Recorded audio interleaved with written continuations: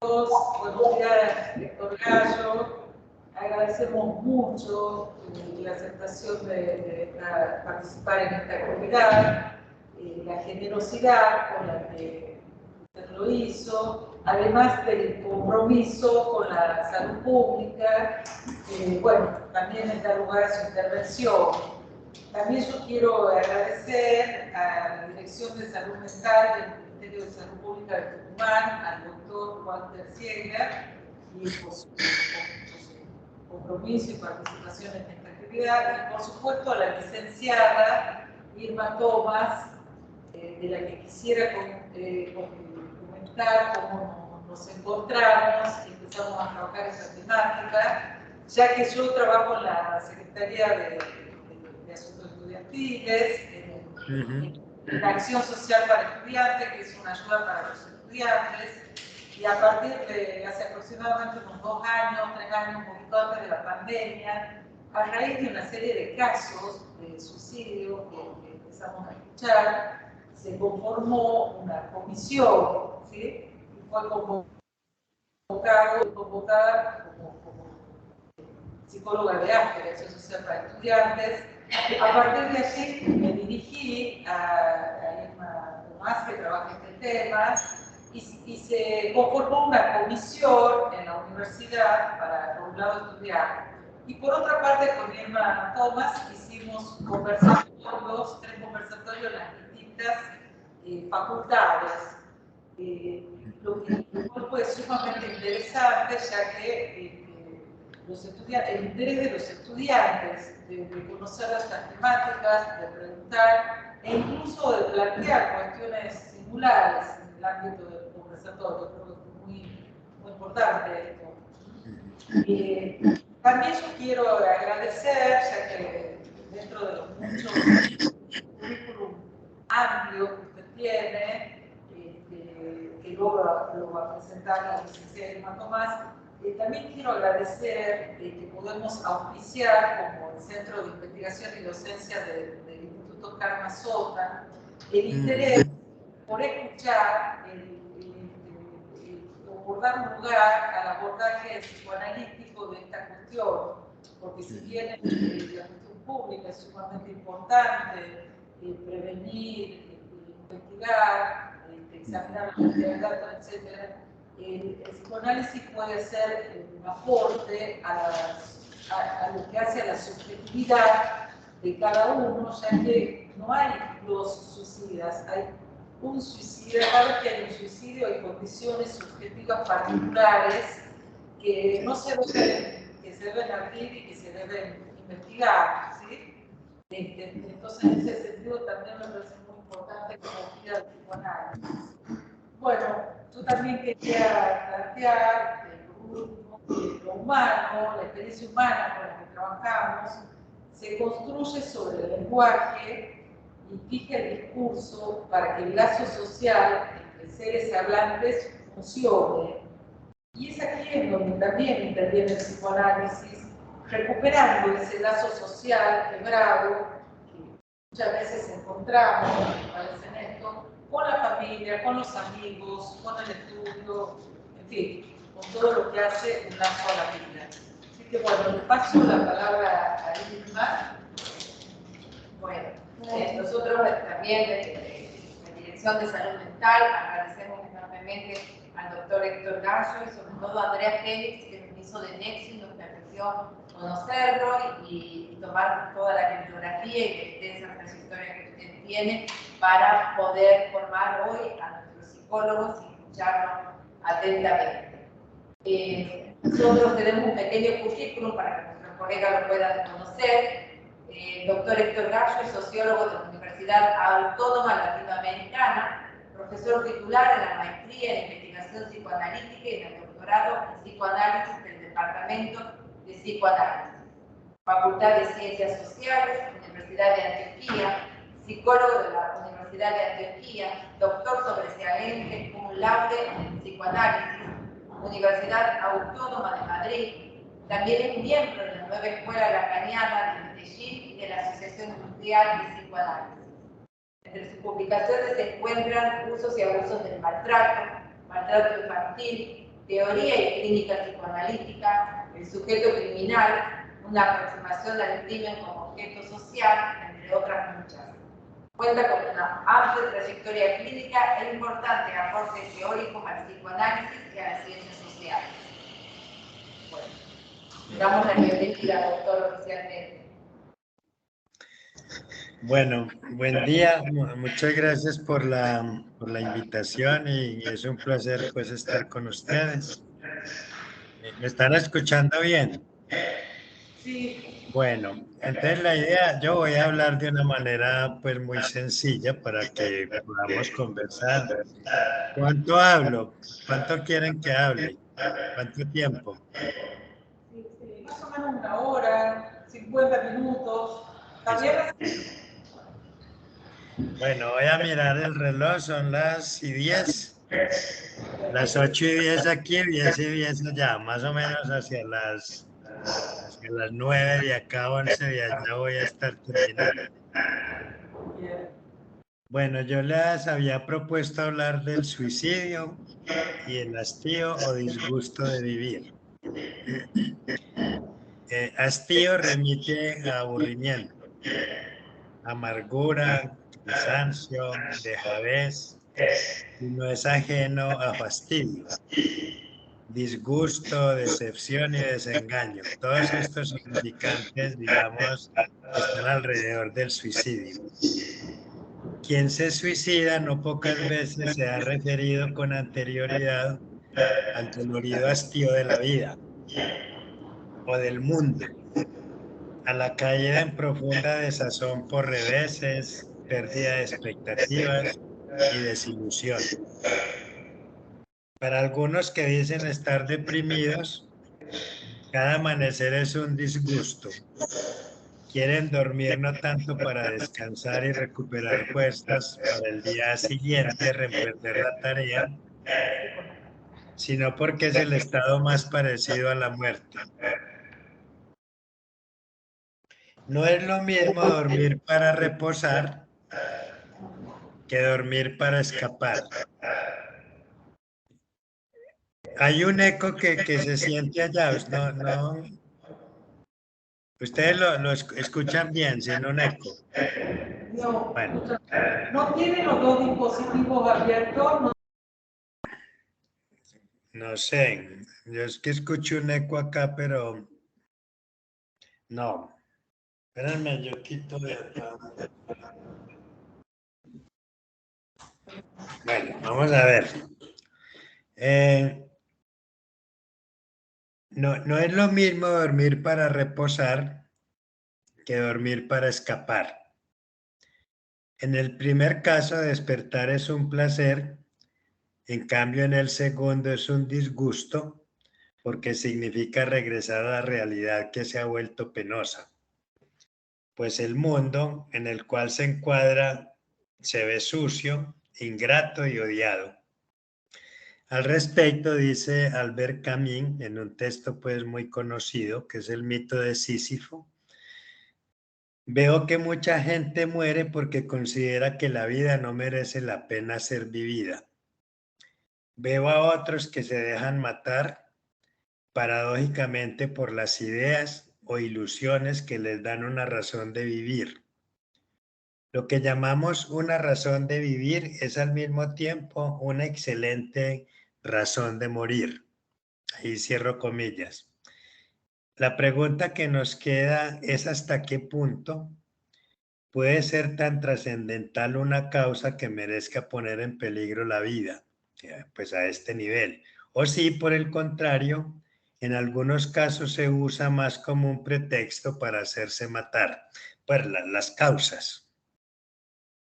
El hastiado o el desengañado de sí mismo y del mundo ya no admira ni siquiera la belleza de la naturaleza o del arte, y es común que nada lo regocije, pues es inaceptable que todo esté destinado a perderse en la nada. Es un poco la manera como habla la gente que dice que está deprimida.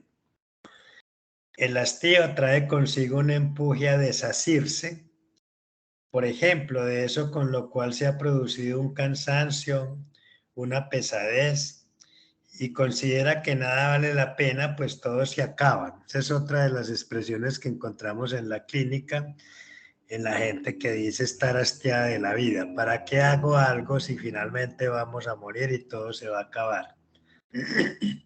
¿Para qué esperar a morirse? Es lo que dicen cuando sea el momento. Si de todas maneras la muerte vendrá el día menos pensado y todos los esfuerzos hechos y lo conseguido se revelará inútil. Más bien adelantarse a lo inevitable. Son expresiones que encontramos en la consulta de estas personas que dicen querer suicidarse cuando vienen a vernos o que dicen estar pensando o tener ideas suicidas. Expresiones como estas es común escucharlas entonces en quienes vienen a vernos en momentos de urgencia subjetiva. En el mejor de los casos, el hastío sirve para revelarse y empezar a cultivar el deseo de querer fundar algo que se sienta propio. Y en el peor de los casos, el hastío es empleado para justificar una muerte lenta, como dice Lacan, es el consumo de alucinógenos, o una salida precipitada de la escena, que es una de las formas como Lacan se refiere al suicidio, que es un acto a través del cual se sale de la escena. El hastío es cercano al asco en sus modos de expresarse. Cuando se ha llegado al punto más alto del hastío, suele decirse: gas, me voy de aquí, no permitiré que nada ni nadie me detenga. Frente a cada belleza vista por el hastiado, murmurará para sí mismo: mírala bien, mañana estará gris. Otra forma de mortificarse es esta: si las cosas no van bien y en cualquier momento todo puede colapsar, ¿para qué emprender algo si de todas maneras será un fracaso? Esta dimensión apocalíptica es muy presente en estas personas. Cada motivación es anulada con un razonamiento apocalíptico, cuestión que trae consigo una parálisis que puede llegar a prolongarse indefinidamente. Cito a Albert Camus: este divorcio entre el hombre y su vida, el actor y su decorado, cierro, es lo que define propiamente, a juicio de Camus, el sentimiento de lo absurdo. En cambio, cuando hay una pasión asociada con el entusiasmo, que es un término de Spinoza, para referirse a que ese es el afecto, digamos, más, el mejor afecto que puede uno experimentar en la relación con el saber, en donde uno ya puede ver allí la relación entre afecto y saber, y no opuestos, sino más bien en relación íntima. Entonces el entusiasmo pues no es una cosa momentánea, sino que es un estado cuando se conquista, que es permanente en relación con algo. Si uno logra como construir una pasión asociada con el entusiasmo, pues ya no existe el divorcio referido por Camus. Es decir, a ese nivel no hay el hastío ni el disgusto alusivo a la vida. Yo, por ejemplo, no conozco a alguien que diga que se ha formado como psicoanalista a su pesar, o que diga que lo ha hecho por darle gusto a los padres, o peor aún, que recibe a las personas que vienen a verlo porque no tiene más de qué vivir o más nada que hacer. No he escuchado el primero que diga que es psicoanalista, porque ahí hay una relación con el entusiasmo, ¿no? Es por esto que al menos los psicoanalistas lacanianos nos oponemos a que se haga del psicoanálisis una profesión como las otras, porque no son pocos los que reniegan de su profesión.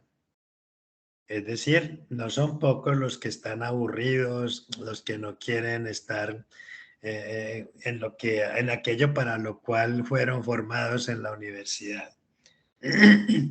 Freud dice que a disgusto eligió la profesión de médico, pero como albergaba una motivación por querer ayudar a los enfermos nerviosos, en lugar de quedarse peleando consigo mismo por haber elegido lo que no amaba, inventó el psicoanálisis.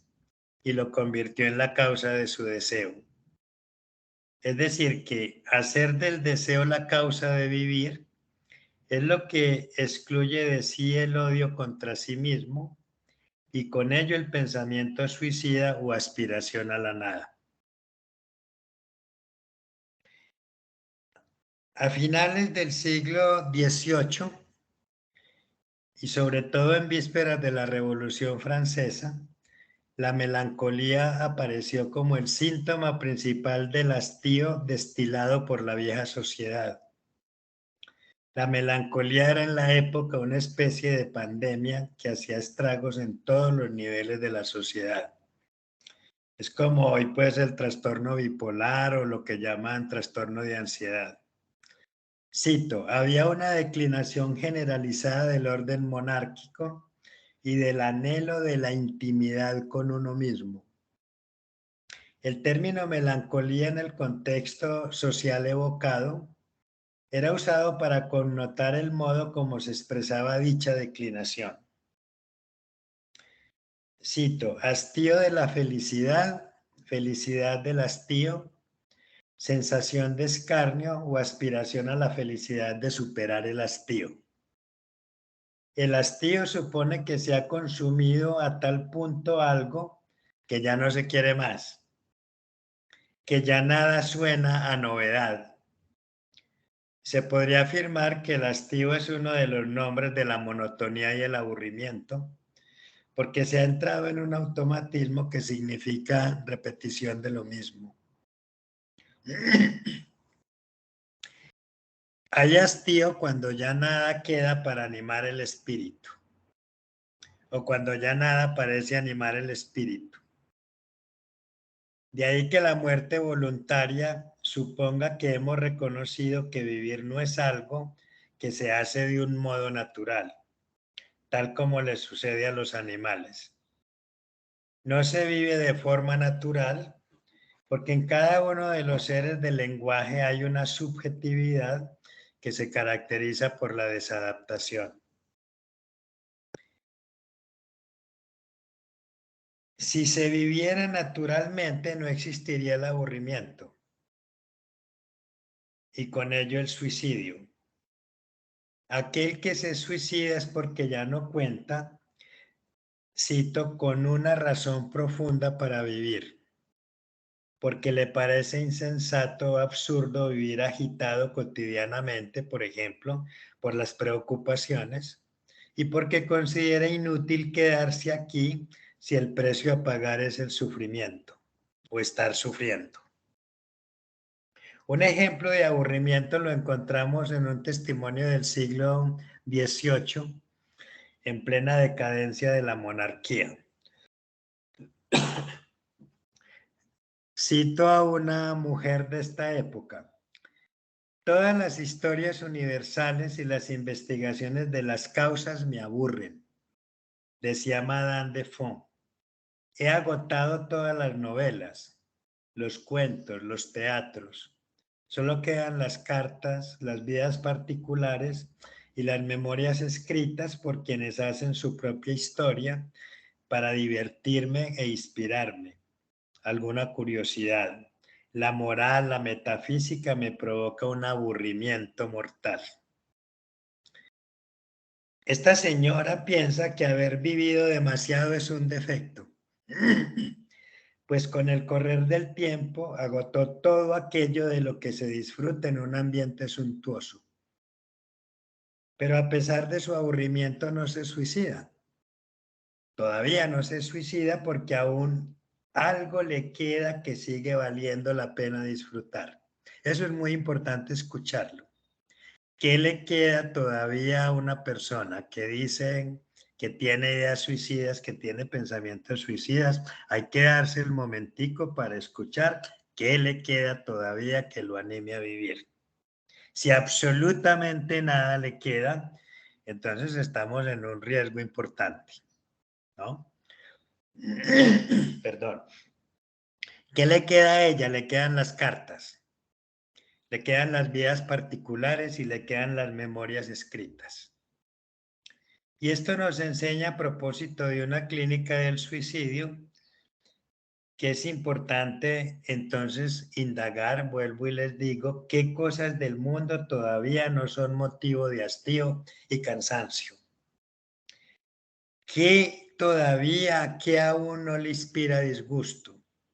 Y aparte de esto, también es muy importante saber qué es lo que lo empuja a acabar con todo. ¿A quién, a quiénes o qué no quisiera dañar desapareciendo?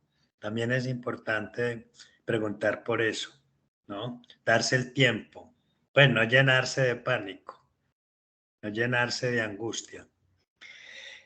En la época de la señora Defoe, la carta se asociaba con expectativa. En esa época era algo añorado si no llegaba y recibirla era motivo de felicidad o de tristeza, porque generalmente siempre había un ausente del cual se esperaban letras. En la actualidad la carta entró en decadencia porque el auge de la tecnología que trajo consigo la presencialidad remota ya la hace innecesaria. Ya no se sufre por recibir las cartas esperadas o por recibir en ellas una mala noticia, por no recibir las cartas o por recibir en ellas una mala noticia, sino que se sufre por haber quedado en visto o por ser bloqueado, ¿no? La gente se queja, me dejó en visto. Porque esto quiere decir que no se quiere saber más del otro, porque su voz, su presencia y sus mensajes fastidian y disgustan cuando al otro se le deja en visto. Antes el aburrimiento estaba relacionado sobre todo con la sensación de haber vivido demasiado.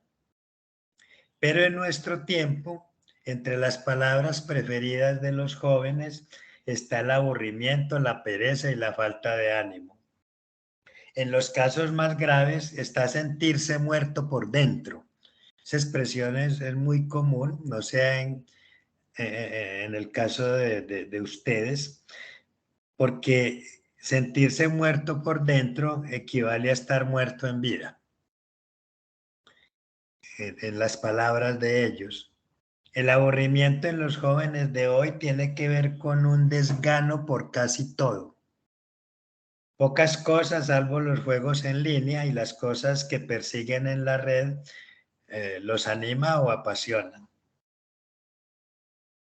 Hay algunos que hasta hacer el amor les parece aburrido porque tienen que hacer algún esfuerzo. Por ejemplo, seducir, convencer, salir con el otro. Así que es más fácil y barato masturbarse viendo pornografía, porque ahí las fantasías ya aparecen hechas y ni siquiera tiene que tomarse el trabajo de armar fantasías. Para muchos de los jóvenes de hoy, todo cuanto exija un esfuerzo mental, no digo para todos, digo para muchos o digamos para algunos, o en todo caso para los que viven aburridos, todo lo que exige un esfuerzo mental sostenido se experimenta como algo desagradable, aburrido y que disgusta. De ahí que el llamado déficit de atención con y sin hiperactividad continúe de moda, continúe de moda. Claro que ya hay otros diagnósticos, depresión juvenil, por ejemplo, ¿no? Un joven al que le han diagnosticado desde niño que tiene déficit de atención porque no se concentra en nada por más de 5 minutos, ha descubierto después de 2 años de análisis, miren qué aparente tontería, que si no se concentra no es a causa de un déficit de atención, sino que ausentarse, el significante ausentarse, cada vez que se encuentra con algo que requiere un esfuerzo, por mínimo que sea, o que lo confronta, ha sido su modo singular de no hacerse cargo de nada y de evadir cualquier responsabilidad. Se ausenta de las clases en la universidad cuando siente que la materia es difícil. No va a los exámenes porque a lo mejor perderá el examen. Ninguna novia lo soporta porque de un momento a otro se ausenta en el celular, haciendo como si ella no estuviera ahí. Deja de leer si no entiende algo. no sale a la calle porque le da pereza conocer gente y la consecuencia entonces es empezar a pensar que es mejor morirse, ¿no? En la época de la señora Defoe, el hastío al parecer era más o menos generalizado y esto afectaba desde los sirvientes y a los más pobres hasta los burgueses jóvenes sin privilegio de nacimiento y los desplazados que habían perdido todo punto de referencia. Cuando alguien viene a vernos y poco a poco nos va enseñando que es alguien que se siente sin ningún punto de referencia, sin que nada le sirva de anclaje, pues la vida lo supera, no la entiende o le parece absurdo hacer parte de la vida. Y en ese sentido, esa es otra dimensión en donde las posibilidades de suicidio son altas. El suicidio es una modalidad de experiencia trágica que se precipita cuando el sujeto, ante un sentimiento de desgarramiento fatal, se convence, independientemente de la magnitud real de eso que lo causa, que no hay remedio. Cuando alguien se convence que no hay remedio y llega a tener la certeza, si no sea psicótico, de que no hay remedio, también la cosa, pues hay que estar muy alerta. Un gesto como el del suicidio, algunos lo preparan, dice Camus, en el silencio del corazón. Lo mismo que una gran obra. Para algunos el suicidio llega a convertirse íntimamente como la realización de una gran obra, así como para los criminales seriales, por ejemplo Kemper, cuando mató a su madre, dejó de matar mujeres porque dijo, ya he realizado la obra de mi vida, ya no hay más a quien matar, ¿no? Entonces se entregó. Es decir, el suicidio puede sentirse como una gran obra, como también el homicidio de alguien fundamental, al menos en este criminal serial, también como una gran obra o en un delirante, ¿no? O por ejemplo las hermanas Papán, después de que matan a las patronas, se acuestan y dicen algo así como, grande la hemos hecho, ¿no? Es decir, pero también están los que preparan, como dice Camín, silenciosamente la cuestión. Esos no piden ayuda normalmente. Ahí es muy difícil prevenir el suicidio porque esa construcción se hace en silencio y sin que nada se sospeche la mayoría de las veces, a no ser que haya alguien cercano muy agudo. Y entonces, como dice Camus, una noche se dispara o se arroja al vacío, después de despedirse de los amigos o de la familia. Pero hay otra dimensión que es importante, que es la esperanza. Y es paradójico que la esperanza conduzca al suicidio, o que el suicidio tenga que ver con la esperanza. Dice Eric Laurent que la pregunta que nos plantea el asesino suicida no se elucida solo con el discurso, con el recurso a la psicología de la desesperación, que es como se piensa fundamentalmente a nivel filosófico el suicidio en relación a la desesperación. Entonces Laurent dice que no se elucida solamente de este modo. Él dice que cada vez que se evoca el motivo de la desesperación, es necesario ser prudente en nuestra escucha. Asimismo, no falta todavía quien sitúe como causa de las neurosis, así como no falta todavía quien sitúe como causa de las neurosis el Edipo clásico freudiano, también todas las catástrofes sociales, dice él, todas las rupturas del vínculo, todos los nihilismos, todos los suicidios pueden explicarse, según algunos autores, a partir de la desesperación. Este modo de proceder a nivel explicativo es opuesto al psicoanálisis. porque en esta disciplina no hay relación de correspondencia entre causa y efecto. Para el discurso de las ciencias naturales en el cual Freud se apoya, y donde se mantiene inscrita la psicología llamada científica, no hay efecto sin causa que sea visible. Ahora, Freud se apoya allí pues inicialmente, ¿cierto? Entonces, del lado de la ciencia no hay efecto sin causa visible, sin causa que sea visible. Lo que se nos está señalando clínicamente es que no debemos atribuir la causa del suicidio a lo visible.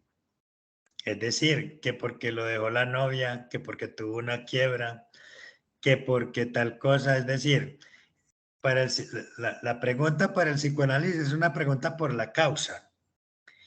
Pero lo que caracteriza la causa en el psicoanálisis desde el punto de vista clínico es que es oculta. Es decir, todo suicidio tiene una causa oculta que está mucho, mucho más allá de la causa visible. La causa visible sirvió como pretexto para suicidarse, ¿no? En televisión, en el texto de Lacan que se llama Televisión, Lacan señala que no es tanto la desesperación o la desesperanza, el desengaño y el desaliento lo que conduce al suicidio, sino más bien la esperanza de un futuro prometedor. ¿Qué quiere decir esto? Que cuando el ideal entra en contradicción, el ideal de un sujeto, entra en contradicción con la oscura realidad y aplasta esta realidad, el sujeto se encuentra sin recursos bajo la palabra del ideal. Es decir, nada le concuerda con el ideal. Nada de lo que ve, de lo que vive, de lo que siente le concuerda con el ideal. Entonces se suicida como un llamado al ideal de la esperanza. Esta modalidad de suicidio no son todos los suicidios que se constituyen en un llamado al ideal de la esperanza, pero esta es otra modalidad de suicidio y esta modalidad de suicidio no cabe duda que comporta un llamado al otro del ideal, ¿no? Voy a poner un ejemplo de un presocrático que va en esta dirección. Pero es que, ¿saben qué? Yo ya no sé si sí. Yo creo que mejor no voy a trabajar con Empédocles, sino que me voy a ir a un casito de mi clínica, porque si no el tiempo se nos va. Y yo creo que es más importante el caso, ¿cierto? De una jovencita. Listo. Pasa que Empédocles se suicida y eso nos enseña cosas y está en relación con esto de la esperanza, pero más bien me voy a ir al casito. Espérenme.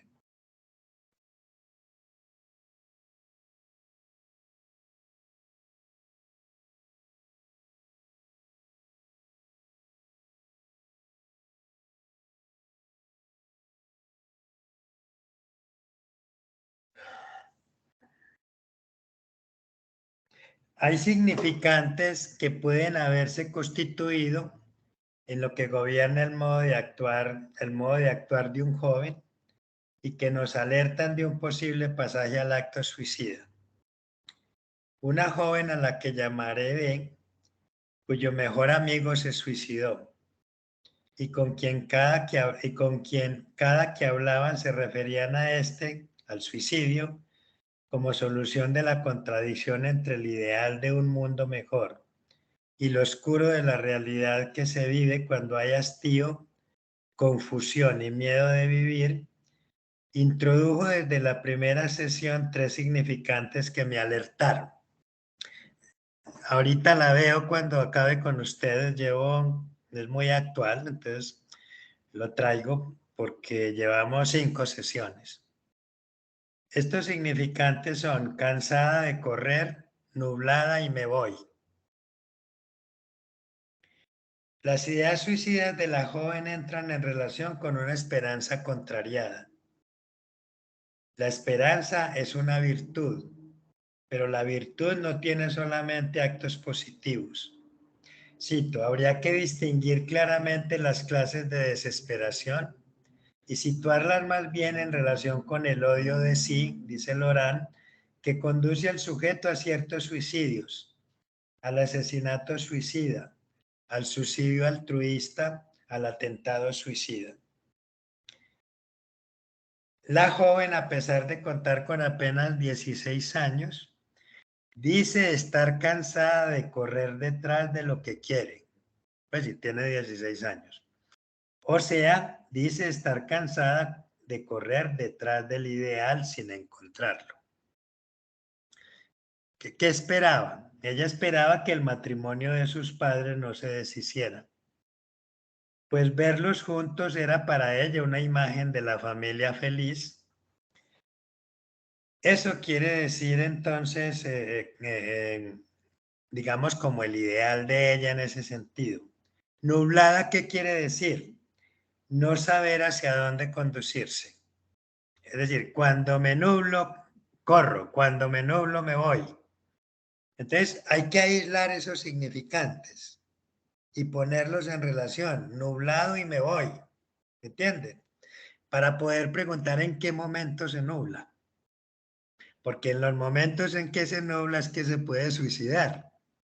Irse por la vía del suicidio o a construir otras maneras de irse, que es en donde uno puede ayudar a que construya otras formas de irse. No que no se vaya, ¿no? Tenemos que acaba de sonar el teléfono.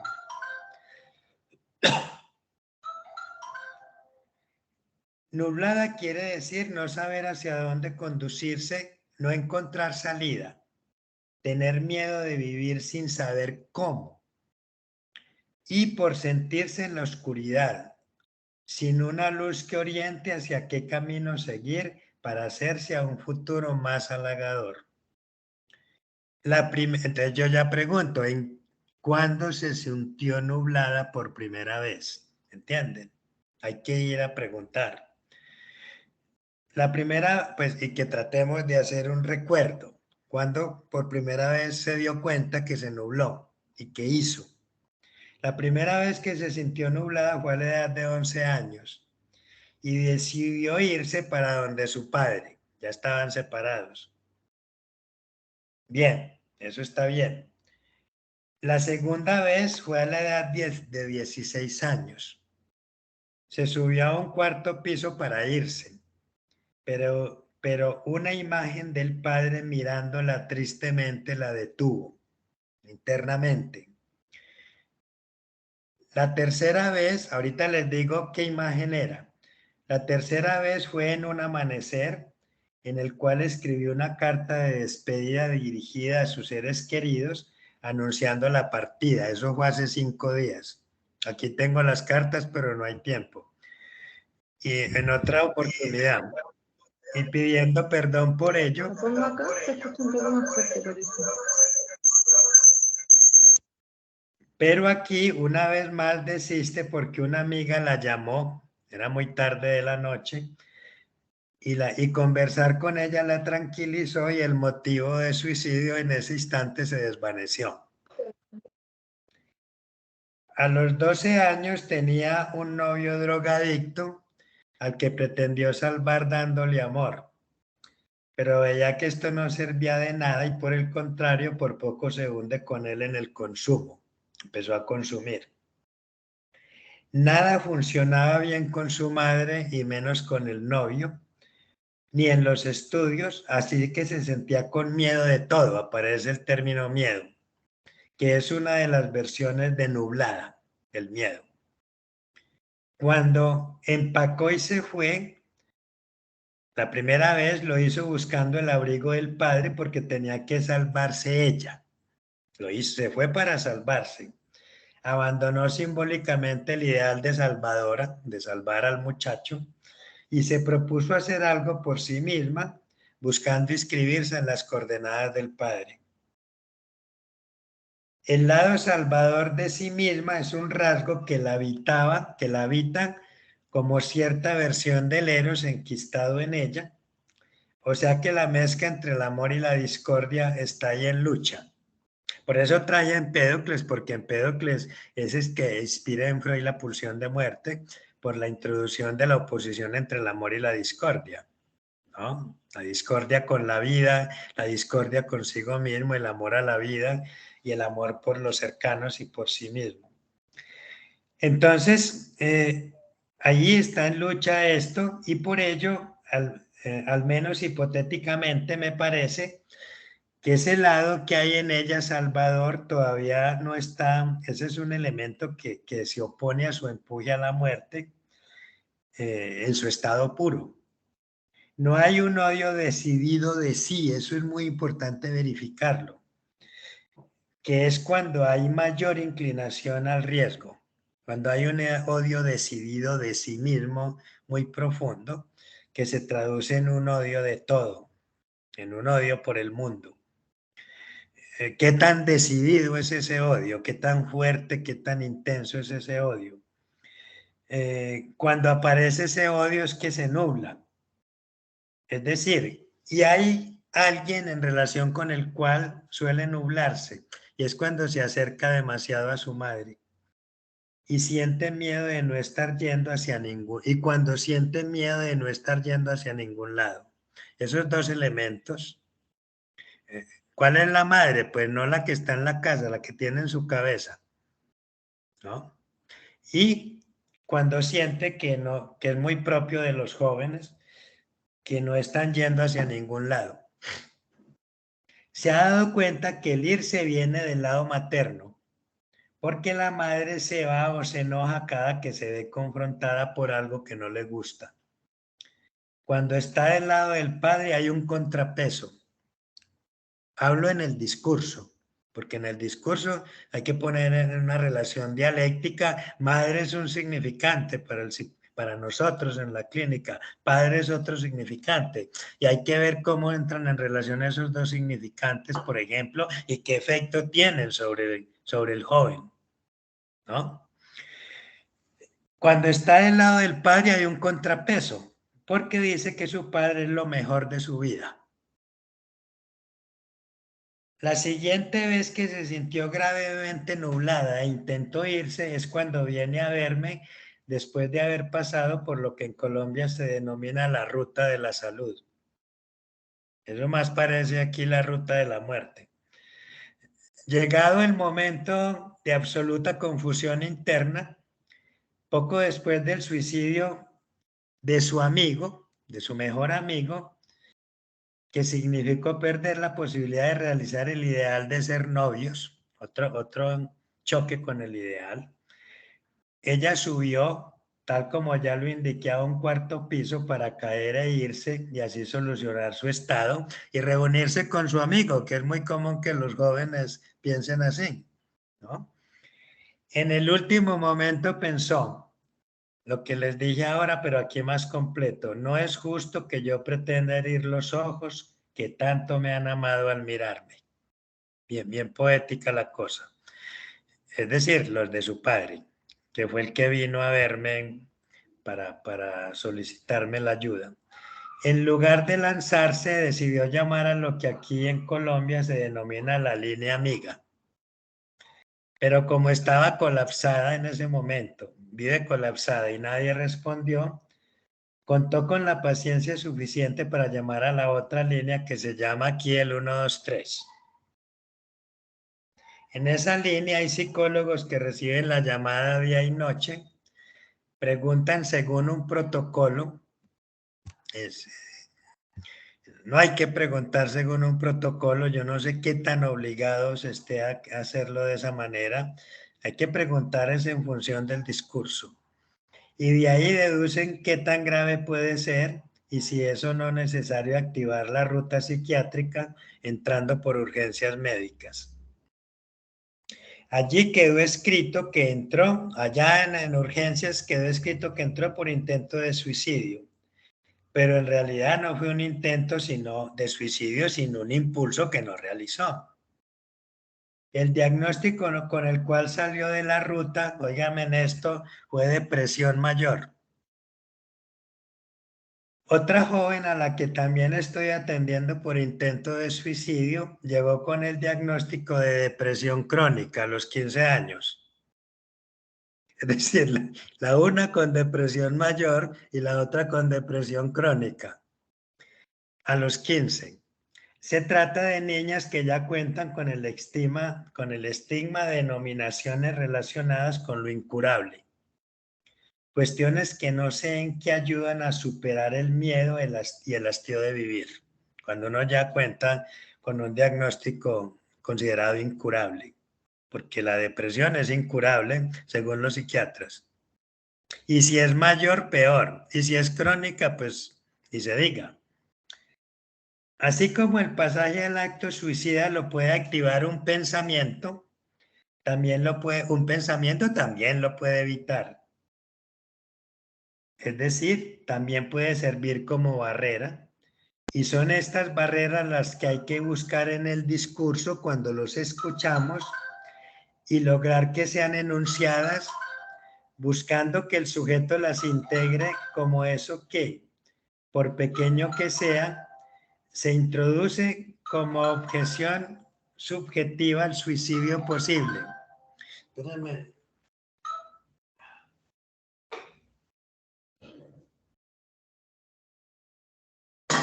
Listo, ya le quité el volumen.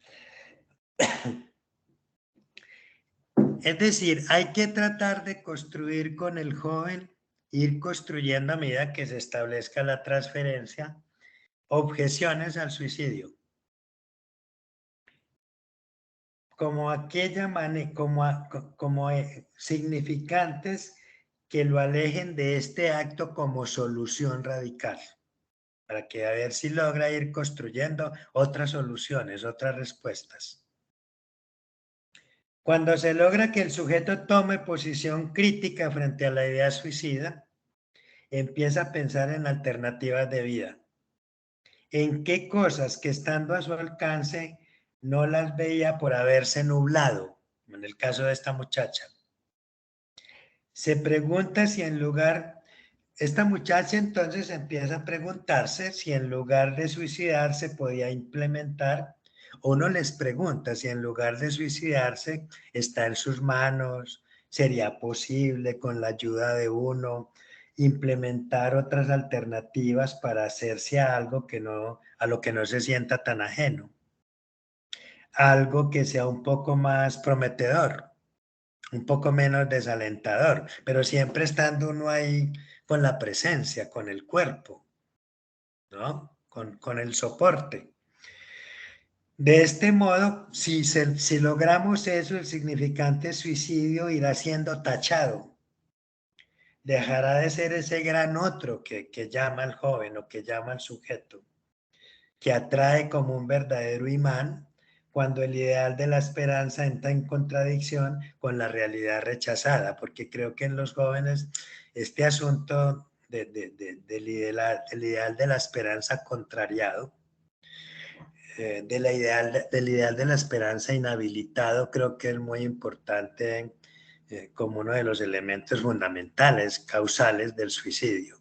Saben que un ideal no se ve, un ideal aparece en el discurso como una causa fundamental del suicidio, sobre todo en los jóvenes. Cuando la joven me habló del suicidio de su amigo, indagué detenidamente sobre lo que sucedió, sobre lo que le pasó al amigo. Le pregunté qué significó para ella el suicidio de él. Y aparece una frase que explica por qué el suicidio puede volverse tan atractivo. Y entonces me dijo esto, que seguramente se suicidó para salvarse de la vida, ¿no? La cito, una de las cosas que aquí hay que hacer es citar. Entonces la cité, salvarse de la vida, y me explica que salvarse de la vida significa que se trata de algo de lo que había que salir porque se había oscurecido. Le pregunté si es cuando uno entra en enemistad con la vida que decide suicidarse. Titubeó y respondió que en parte sí, pues cuando uno ha cometido ciertos errores de los que se arrepiente, errores que contrarían el ideal, uno puede no saber qué hacer y para resolver el miedo que esto produce, decide mejor no estar. Según ella, su amigo se ahorcó seguramente porque no pudo más con el peso que llevaba. Pero dice, la cito, que si lo hizo es porque ya estaba muerto. Y cuando esto sucede no hay nada que a uno lo detenga. Cuando ya está muerto, entonces le dije que no entendía. Que uno cómo puede estar muerto vivo. Que me explicara. Porque me pareció además lúcida, muy lúcida esta tesis de que quien se suicida ya está muerto. Y con el que está muerto no hay prevención, la prevención es más compleja. Porque eso también fue lo que le pasó a Empédocles. Él también estaba muerto y se suicidó para revivir, para volver a entrar en relación con los dioses. Cuando se produce la muerte del sujeto, entonces miren lo que me dijo. Cuando uno ya está muerto, pues espiritualmente, internamente, entonces me dijo, lo único que queda, dice ella, es un cuerpo andando por ahí sin rumbo. Cuestión que explica al menos en parte porque hay quienes al suicidarse parece no importarles destruir el cuerpo inmisericordiamente. Es decir, la hipótesis que esta muchacha me enseña a ese nivel es que quienes destrozan el cuerpo, lanzándose desde pisos altos, ahorcándose al metro, aquí al metro de Medellín se volvió un lugar de suicidas, de suicidios, es porque ya no hay cuerpo, porque ya él está muerto, entonces ya hay cuerpo para qué, el cuerpo ya no sirve para nada. Cuando uno no está muerto, uno dice, no, pues yo no me voy a matar así, tan feamente, ¿no? En ese momento en que todo se nubla, dice la joven, dice ella, cuando todo se nubla, la cito, si fuera mi caso, yo sé que antes lo llamaría a usted para decirle que no puedo más y seguramente también a mi padre, pero cuando uno se ha persuadido de la decisión, ya nada lo convence de lo contrario. Y creo que ese fue el caso de mi amigo.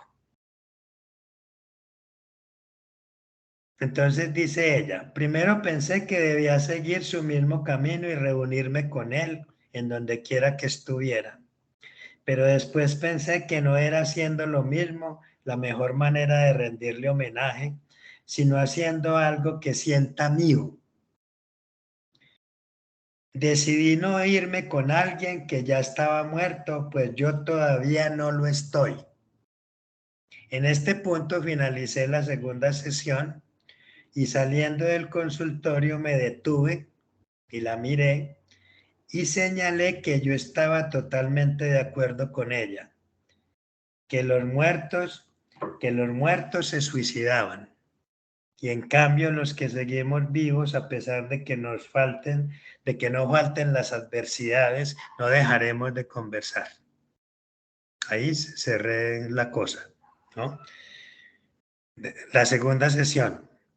El amigo de la joven le decía que había cosas que le pesaban mucho y a veces sentía que no iba a poder con ellas, pero nunca dijo de qué se trataba, qué eran esas cosas, y ella por respeto no le preguntó. El mejor amigo de su amigo también se suicidó. Miren la cadena. Por eso me parece un caso pues muy paradigmático y se reprochaba no haber hecho algo más por él. El amigo de ella que se suicidó, no haber hecho más por el amigo de él, ¿no? Dado que cada que se refería a su amigo, la joven decía, donde quiera que se encuentre, para referirse a él, donde quiera que se encuentre, le desea, Entonces le pregunté qué pensaba que podría haber después de la muerte. Y me dijo que para ella morir era pasar a un estado que era el de la nada. Esto me preocupó, pues otro paciente suicida me había dicho que lo único que lo mantenía vivo era la incertidumbre de lo que había después de la muerte. Pues en caso de que existiera algo más allá, suicidarse era una estupidez. Él me dijo, era una huevonada suicidarme, porque si hay algo más allá, si uno lo que busca es desaparecer y hay algo más allá, pues entonces ¿para qué me va a matar? ¿No? Asentí dándole mi acuerdo a ese que les digo que era una tontería suicidarse si después uno reencarnaba o cualquier cosa de esas. Y le agregué que mucha gente pensaba que si había algo después de la muerte, todavía lo veo. A esta persona que lo único que lo detiene prácticamente es eso, dilucidar ese enigma de si hay algo más o no hay algo más, ¿no? Ya voy a terminar. Siguiendo en la conversación sobre el suicidio con la joven, porque eso se volvió una conversación, le pregunté qué pensaba su amigo sobre el tema del más allá de la muerte, el que se suicidó. Y me dijo que él sí creía en la reencarnación, el amigo que se suicidó. A modo de chiste cruel, ella le dijo que ojalá cuando muriera no reencarnara en una cucaracha, porque ella misma se encargaría de aplastarla. Señalé que el problema de la reencarnación es que no era uno el que decidía. Del mismo modo que tampoco es uno el que decide de qué padres nace. Como para muchos jóvenes colombianos ser europeo o americano es lo máximo, dijo que a lo mejor su amigo reencarnaba en un europeo. Y le indiqué que podría suceder, pero que nada garantizaba que nada garantizaba que no fuera ruso o ucraniano. Risas. Ahí terminamos la tercera sesión. Son entrevistas provocadas por una urgencia subjetiva y en las que un analista no debe conformarse con tranquilizar, pues ha de jugarse una partida en el orden del deseo para lograr ser aceptado por quien viene a verlo como un interlocutor válido. Volverse un interlocutor válido es, digamos, como lo que uno se juega, porque para estos muchachos no hay interlocutor válido. Hay que hacer lo necesario para que el sujeto se sienta suficientemente alojado y se instale una transferencia en donde el lugar del analista o de quien atiende al joven sea el de un punto de referencia y un interlocutor inteligente del cual tenga la sensación de ser escuchado sin ser juzgado. Esto permite que un analista o quien hace la atención se convierta en el otro con mayúscula a quien hay que dirigirse antes de cualquier decisión que ponga en riesgo la vida. En principio, la apuesta será buscar que en esta joven muera la potencialmente suicida y nazca otro sujeto que, si bien no dejará a veces de nublarse, no por ello quiera partir hacia la nada. La tarea de alejar a B del suicidio no es nada fácil. En la cuarta sesión logré que hablara de unas cartas de despedida que escribió el fin de semana y la cité de nuevo para el día siguiente. Logró establecer que lo que más odia es parecerse a su madre, pero se ha dado cuenta que en la intolerancia frente a cualquier contrariedad se parece mucho a ella. Esas dos citas extra que le he sugerido, que le sugerí y que ha tomado, no las cobro para que el dinero no sea un impedimento en los casos en que no hay muchos recursos, no se vuelva un impedimento para venir. Son formas de contención que deben estar más allá de cualquier interés económico, pues no se trata más que de mantenerla en el plano de la palabra y de transmitirle un interés auténtico por su ser en riesgo, un interés auténtico, ¿no? Voy a dejar ahí entonces para que conversemos. Me parece que era mejor traer el casito que podía ser más ilustrativo porque está en camino. Entonces, bueno, vamos a conversar.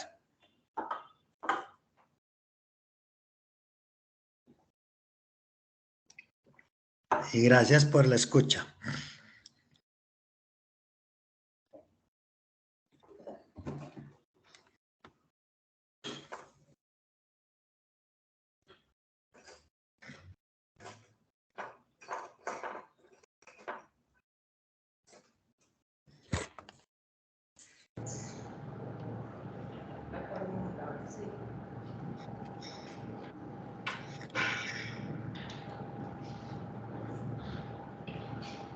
¿Ahí no me escuchan? Sí, ahí lo escucho. Perfecto, bueno. Bueno, muchas gracias por esta conversación y por todos los elementos que nos aportó. Vamos a abrir, Irma, ¿sí? Abrimos entonces a... Se está ahogando ahí se está ahogando la voz. Vamos a abrir entonces ahora a las preguntas también de los que han seguido la conversación, la conferencia, ¿sí? Hay alguien que escribe, hay una pregunta escrita que dice, podría hablar del suicidio de niños. Me parece que esa... Ahora sí. La licenciada Nora sí.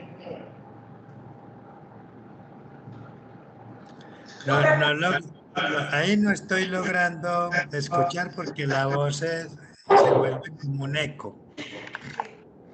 Hay una pregunta ahí en el chat que dice si podría hablar del suicidio de niños, ¿sí?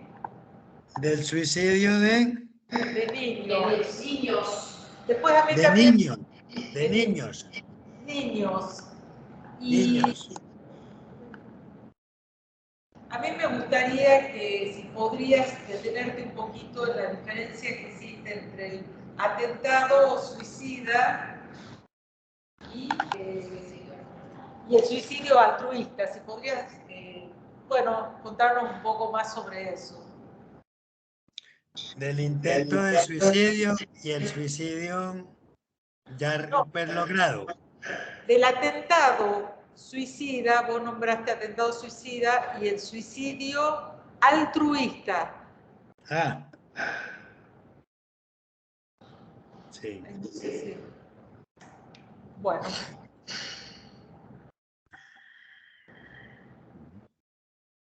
Bueno.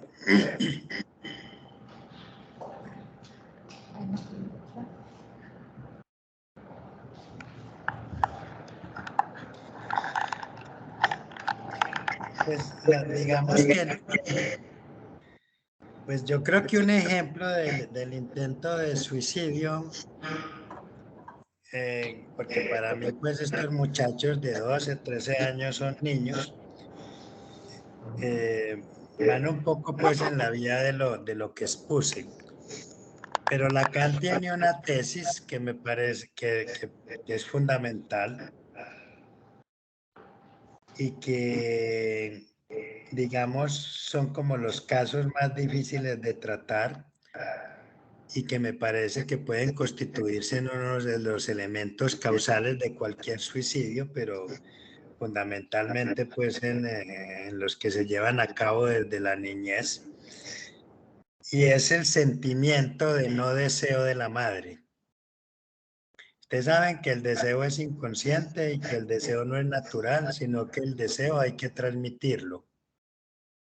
Y en ese sentido, pues un niño puede ser esperado, puede incluso haber sido anhelado, pero no por ello esto es garantía de que haya sido deseado. Y hay que examinar siempre en el caso por caso qué es lo que ha enturbiado, qué es lo que ha imposibilitado, qué es lo que ha impedido que se transmita al niño un deseo de vivir. Es decir, ¿qué es lo que ha hecho que el niño no logre inscribirse en el deseo de la madre bajo la forma de un deseo de vivir? Sino más bien bajo la manera de un hastío o de algo que no tiene lugar y que no es alojado, ¿no? Entonces, independientemente de cómo sea la madre en la realidad, de cómo haya sido esa relación, ese sentimiento de no deseo, o ese sentimiento de ser hijo de un deseo anónimo, de un deseo que no se logra reconocer, en el cual no se logra inscribir, pues sabemos que es uno de los elementos fundamentales de la tristeza y de la desorientación y del desasosiego, Y esto anudado a circunstancias ya contingentes de la vida por las que el niño pueda estar pasando, ¿no? Y el sentimiento de no encontrar, digamos, un soporte en nadie, por más que se lo ofrezcan, si no lo experimenta, si no lo siente, si no se ve concernido por esto, puede conducirse como si sintiera que no tiene ningún soporte. Y en ese sentido, pues un niño puede tomar esa decisión, ¿no? Llegar a tomar una decisión como esa. En el caso de esta joven, hay una relación con lo que ella tiene como representación de la madre muy complicada. Mejor dicho, el encuentro con la madre siempre es una cosa que como esta muchacha es impulsiva, inmediatamente la desestabiliza. Lo que más odia es parecerse a la madre y justamente en este rasgo se da cuenta que se parece mucho a la madre, es decir, que ella es un poco lo que más odia. Lo que más odia del otro es también lo que más odia de sí. Entonces, en ese sentido, como hoy los jóvenes tienen como muy poca capacidad de soportar lo que se llama la frustración, la privación, porque además tenemos el discurso de la ciencia que todo lo soluciona. Es decir, para todo hay medicamentos, entonces no hay por qué sufrir, no hay por qué soportar ningún sufrimiento, porque si para eso hay solución. Entonces eso ha introducido también, digamos, ha contribuido a que se introduzca una gran intolerancia con relación a los reveses. Y entonces el vacío de ser, el vacío por no encontrar lo que se quiere, que es el lugar en donde el deseo se ubica, que es a partir de ahí que hay que empezar a desear y que hay que empezar a construir algo, se ha convertido más bien en aquello a partir de lo cual se produce lo que llaman la depresión, lo que llaman, y con ello entonces las ganas de suicidarse, ¿no? Es decir, que hay como una ausencia de recursos que hay que analizar a nivel sociológico, a nivel político y a nivel subjetivo para poder hacer con el vacío, para hacer con el vacío algo que implique una creación, una invención, una construcción. Y el niño no es ajeno a eso, ¿no? Desde muy pequeño. No, lo de los atentados suicidas es lo que ustedes ven en Estados Unidos. Que lo que caracteriza, por ejemplo, estos muchachos que van y hacen estos atentados es que los muchachos no tienen plan de fuga. No es como el atentado terrorista en donde hay plan de fuga. Es decir, hay un plan para fugarse después de realizar la matanza. Estos muchachos van a hacer la matanza y no tienen plan de fuga. Entonces, en ese sentido, o los matan o se suicidan. No les interesa fugarse. Es en ese sentido lo del atentado suicida. Y ahí siempre hay algo en relación a lo que Eric Laurent plantea con respecto a la esperanza. Generalmente son muchachos paranoicos que realizan en el sentido delirante una venganza contra la institución porque se sintieron segregados, discriminados, excluidos, no tenidos en cuenta, porque hubo bullying y todo este tipo de cosas, y eso se introduce en una cuestión delirante. No es una venganza neurótica, sino más bien una venganza delirante en el sentido de que allí se edificaron los persecutores fundamentales. Y entonces, como la cuestión es metonímica en la paranoia, es metonímica, entonces todo lo que se parezca al lugar en donde si vivieron, todo lo malo que vivieron, debe morir, ¿no? Entonces, por eso vuelven allí y matan un poco de gente que no tiene nada que ver ya con la cuestión, porque generalmente son muchachos que estudiaron en el lugar en donde hacen la matanza. Estudiaron o estudian en el lugar donde hacen la matanza. Y ustedes ven que siempre terminan muertos. No sé si hay algunas excepciones, tengo que mirar. Yo estudié pues con la cosa del texto que tengo sobre abuso, sobre violencia escolar y autoridad del libro. Varias cosas de estas, no recuerdo haber encontrado uno que haya una excepción. Y empecé a trabajar sobre esto justamente porque me invitaron precisamente a Estados Unidos a hacer una conferencia sobre la violencia en la escuela. Es la primera, entonces cuando me invitaron yo no sabía nada de eso y empecé a estudiar y a trabajar y a escuchar y ahí fue ahí donde se originó ese libro, con las conferencias que dicté en Miami, a propósito de esa problemática, ¿cierto? Entonces, bueno. Y el suicidio altruista, pues ustedes ven que está el crimen altruista y el suicidio altruista. Y el suicidio altruista está en relación con una causa. Pero también está, por ejemplo, la madre psicótica que dice que no puede dejar al niño viviendo en un mundo tan oscuro como este en el que estamos viviendo, tan lleno de maldad, tan lleno de daño. Entonces se suicida ella y mata al niño y se suicida con los niños para salvarlos, como la estrategia de salvación de los niños. Y de esos casos hay muchos, de madres que se suicidan con sus hijos para salvar a sus hijos, de la maldad del mundo. Entonces ese es uno de los ejemplos, digamos, y los que se hacen por una causa, los que tienen que ver con una causa, ¿cierto? Sea cual sea la más estúpida que sea, pero al fin y al cabo una causa, ¿no? Por eso dice también Albert Camus que las mejores razones para vivir una causa también pueden ser las mejores razones para morir, ¿no? Como el que se suicida en señal de protesta, por ejemplo, por algo.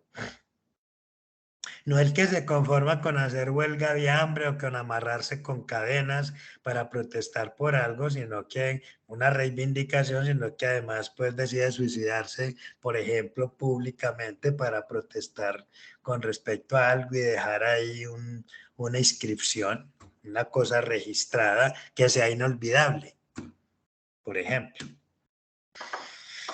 Bien.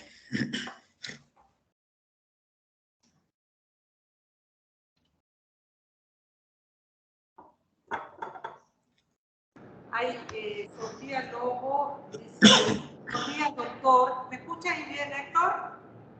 Sí, ahí la escucho, Bien, no muy bien, pero sí la escucho. Bien. Buenos días, doctor. Muchas veces sucede que se da de alta pacientes con intentos o ideas suicidas y al poco tiempo cometen suicidio. Podríamos pensar que lo que sucede es un tipo de manipulación en la terapia pensando en el interlocutor no válido. ¿Quiere que le lea? Es decir, pacientes que vienen a terapia y después dejan de venir y al poco tiempo se suicidan. Sí. Bueno. Y pregunta sobre el interlocutor no válido, si se trata. Sí, perfecto. ¿Quiere que le lea otra pregunta? Hay otra pregunta que le puedo leer acá de Andrea Maldonado. Bueno, voy a contestar esta. Hay una tesis de Lacan que es importante tener en cuenta y es: los analistas y quienes atiendan y trabajamos en la salud pública y con relación a lo que se llama la salud mental, tenemos la responsabilidad de tratar de evitar hasta donde sea posible el pasaje al acto suicida. Pero eso no es un imperativo categórico, es, digamos, lo que debemos tratar de hacer todo lo necesario para evitar el pasaje al acto, pero al mismo tiempo el suicidio es una decisión insondable del ser también. Es decir, cuando se ha vuelto una decisión insondable del ser, difícilmente eso se detiene. Entonces, por eso digo que una de las apuestas principales cuando recibimos, sobre todo estos muchachos que están en una dimensión de incredulidad muy fuerte, y que sabemos que el sujeto supuesto saber para ellos y en la actualidad está en crisis, la suposición de saber, eso está en crisis y eso hace mucho más difícil la atención, ¿no? Por eso ni siquiera digo convertirnos en sujeto supuesto saber, sino en interlocutor válido. Es decir, hay que hacer un semblante que el muchacho, la muchacha lo viva como como lo más cercano posible a lo que son ellos. Por eso uno tiene que escucharlos para poder con cada uno ir aprendiendo qué es lo que son ellos, cómo viven ellos. A partir del uno por uno para uno poder hacer un semblante en donde a pesar de la edad que uno tiene y de la edad que les lleva, en nada se parezca a sus padres, a sus tíos, a sus familiares cercanos. Alguien que sea una excepción, pero que al mismo tiempo ellos se sientan realmente escuchados, ¿no? De tal manera que ellos empiecen a tener la sensación de que ahí hay un lugar en donde depositar su confianza. Un lugar en donde ellos podrán siempre tener la posibilidad de alojarse. Y en ese sentido, digamos que recibirlos dentro de una institución hace un poco más difícil las cosas, porque la transferencia pasa por la institución, está mediada por la institución, es decir, por un tercero, que es la institución. Entonces uno tendrá que hacer con mayor razón todo el esfuerzo por colocarse en posición de diferenciarse de ser un funcionario. Es decir, un funcionario que responde mecánicamente a las cosas, que hace las cosas tal como el sistema los ordena, tal como deben estar en donde eso se coloca. Es decir, es todavía más complicado que cuando uno recibe de manera particular, porque ahí no hay mediación ninguna diferente a la palabra.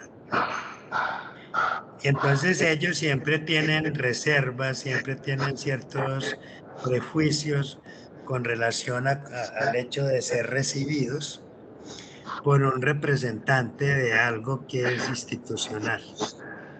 Entonces ahí el esfuerzo todavía es mayor si a uno le dan posibilidad de maniobra en la institución por diferenciarse de los demás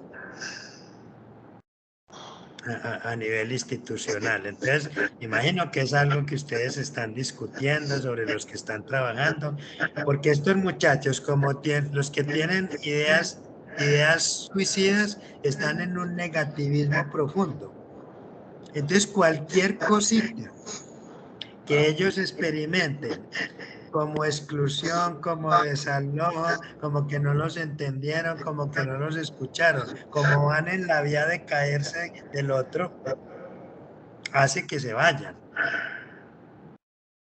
Y hace que finalmente eso no tenga ningún efecto y efectivamente si se suicidan y antes de hacerlo no lo llamaron a uno, porque es que el problema es que cuando es a la institución llaman al uno, aquí como aquí, 1, 2, 3, llaman a la institución, pero no a alguien, no a un sujeto, no a una persona a quien dirigirse. Y lo que se necesita fundamentalmente para que la contención sea efectiva es que haya un alguien con nombre propio a quien dirigirse. Entonces lo que yo he visto es que cuando ya yo logro leer, la transferencia es algo que hay que leer. Entonces por eso uno ahí no es libre de actuar. Uno ahí tiene que actuar a partir de la lectura que uno hace, ojalá lo menos errónea posible de por dónde va la transferencia, es decir, en qué lugar está uno para el otro, qué lugar le está concediendo el otro, qué lugar le está dando el otro, porque es que prácticamente es uno pidiéndole la oportunidad de que le permitan a uno escucharlos y servir de soporte. No son ellos los que le están pidiendo la oportunidad, es uno el que toca a través del semblante pedirles una oportunidad, ¿no? Que le den a uno una oportunidad. Entonces, cuando la cosa es institucional, entonces la cosa es más es más oscura, ¿no? Es menos clara que cuando es alguien en particular. Entonces, cuando es alguien en particular a quien dirigirse y uno ha hecho una buena lectura y ha conducido las cosas bien, siempre nos podemos equivocar, siempre estamos ahí en la cornisa, como se dice, andando al pie de la cornisa. Es difícil que un muchacho de estos, después de que vino donde uno varias veces y deje de volver, se suicide. Esos muchachos lo llaman a uno antes. En lugar de llamar a como aquí al 123 o a la línea amiga y que yo no sé qué, lo llaman a uno si saben que efectivamente cuentan con un interlocutor válido. Es hacerse validar por ellos. Entonces sí, estas cosas generalmente le pasan es a los psiquiatras, que esos porque la mayoría de los muchachos que se suicidan están medicados. Entonces, generalmente pasa que se suicidan y están en atención psiquiátrica. Los que no están construyendo eso calladitos, silenciosamente, y un día lo hacen y pidieron ayuda, porque los que todavía no se quieren suicidar son los que piden ayuda. Los que todavía tienen dudas. Los que no tienen dudas, generalmente no piden ayuda. Lo hacen, como dice Albert Camus, silenciosamente, ¿no? En el silencio del corazón. Y un día dan la sorpresa. Es más, esa gente, si viene a consultar, los muchachos o muchachas, vienen y lo hacen de manera tranquila, no vienen desesperados. Vienen tranquilos. Por eso ahí es muy complicado a partir del semblante que ellos tengan uno pensar qué tan urgente es. No, todo llamado es urgente. Todo el que quiere hablar porque es urgente hacerlo. Así venga tranquilo. Y como si no tuviera ningún inconveniente. Nadie va a querer hablar con un psicólogo, con un analista, si no fuera urgente. Porque, vea, les recomiendan venir donde uno y le dan vuelta 5 meses, 7 meses, un año a las cosas para venir, ¿no? Entonces, eso hay que tomarlo como una urgencia. Todo el que venga a hablar hay que tomarlo como una urgencia, ¿no? Bueno, vamos a tomar por ahí, si tienen, la última intervención y vamos terminando para seguir por acá en el trabajo. Acá hay una pregunta hay varias. Acá dice, disculpe, ¿sería bueno llevar un documento como una meta sanitaria para llevar un control de la población atendida por psicólogos en los puestos de salud? Franco G. No lo ubico. Acá en Tucumán tenemos, digamos, con los que están su historia clínica digitalizada, tenemos la cantidad de consultas. Y los otros tenemos en forma quizás más rápida. Y los otros tienen, digamos, con cierta forma más lento, diferido los tiempos, la cantidad de pacientes que van atendiendo. Sabemos en los 3 niveles del sistema de salud, ¿no? No sé si será de aquí, Franco, o será de otra provincia. Una paciente, pregunta de Cecilia, una paciente llega a consulta porque su pareja se suicidó en el lecho conyugal, ahorcándose hace un mes. Luego de una discusión con su pareja, esto sucedió hace un mes. También hacía un mes tuvieron un hijo. Mi paciente prefiere que se siente culpable por el suicidio de su pareja y quiere también hacerlo. ¿Cómo trabajar en ese caso el tema de la culpa? Gracias. Bueno, lo primero que hay que tener en cuenta es que la culpa pues es inconsciente. Pero el tema de la culpa aquí tiene que ver es con lo que ella piensa que dejó de hacer para que su pareja no se suicidara. Entonces, si alguien, la culpa, no hay que desculpabilizar. Como dice Lacan, hay que desangustiar, pero no desculpabilizar porque la culpa es una orientación.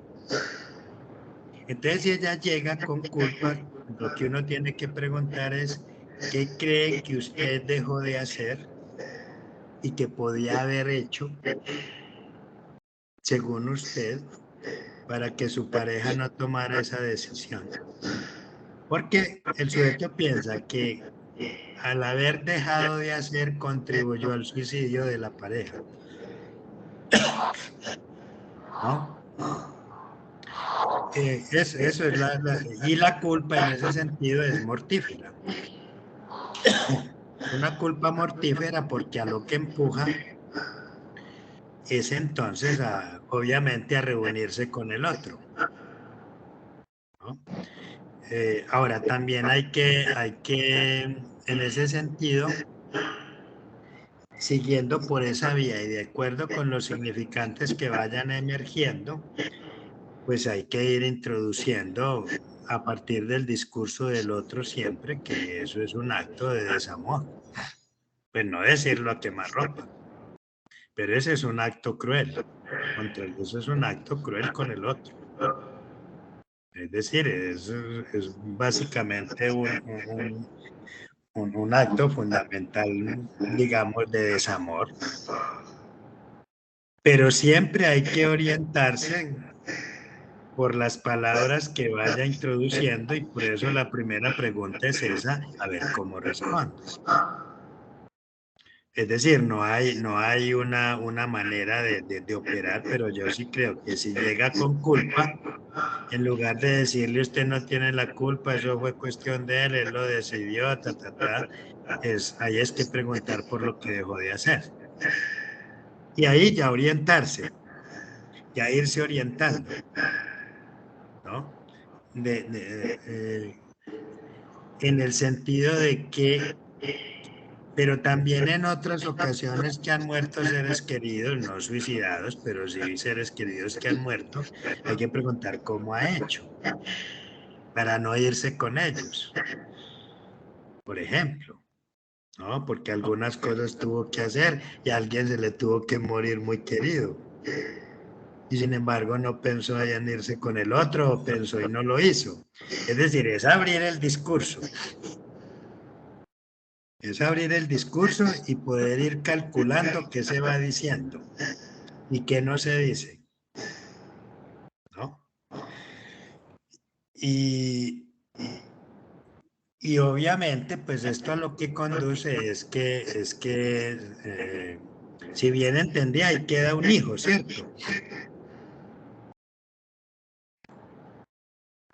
Si entendí bien la pregunta, quedó además un hijo. Ah, sí.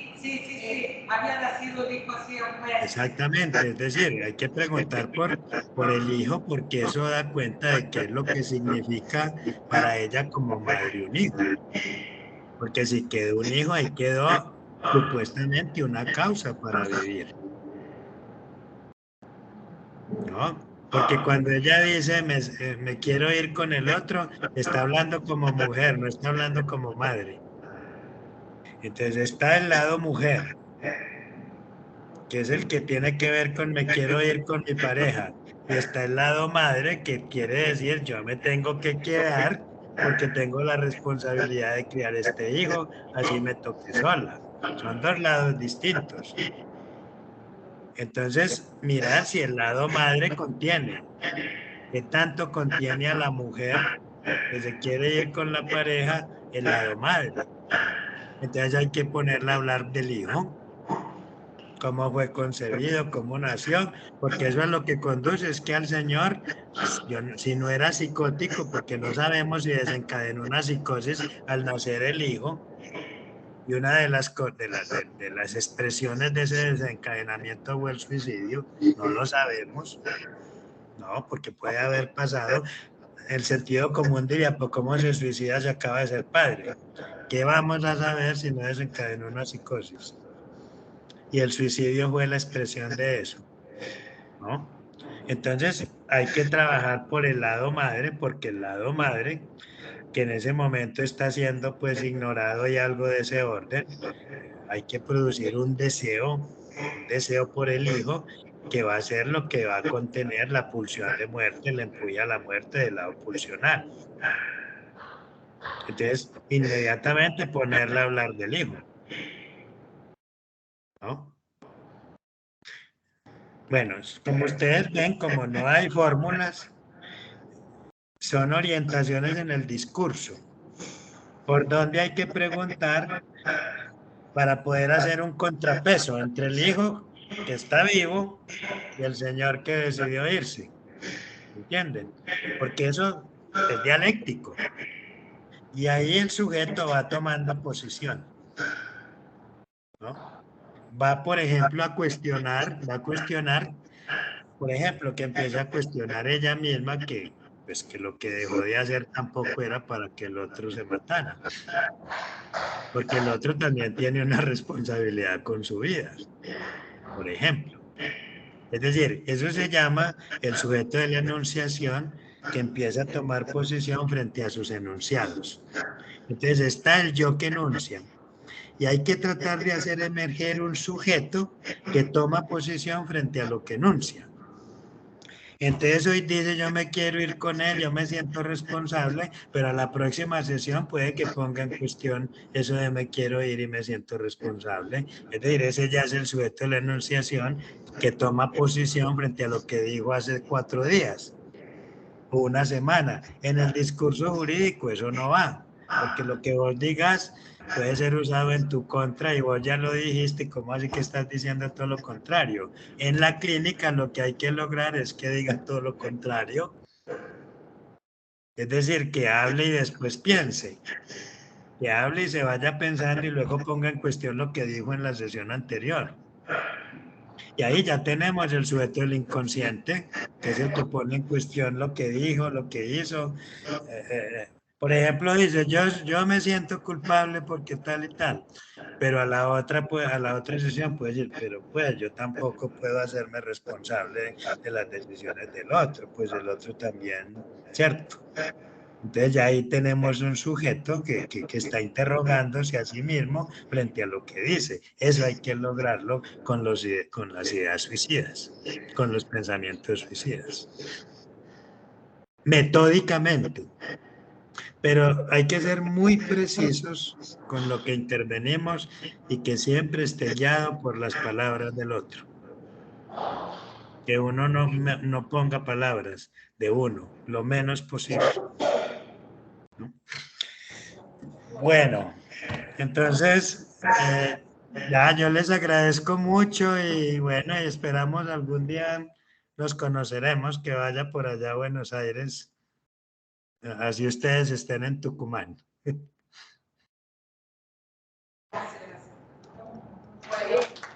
Bueno, muchas gracias.